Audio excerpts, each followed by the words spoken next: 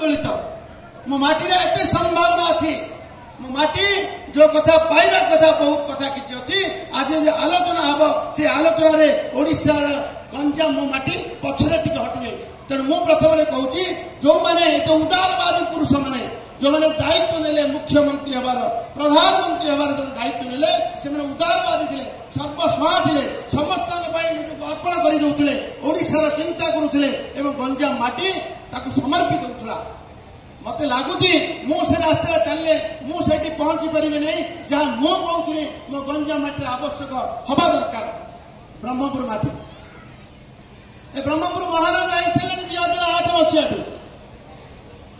आप देखिए संपूर्ण दक्षिण ओडिशा जो माटी को निर्भर करुला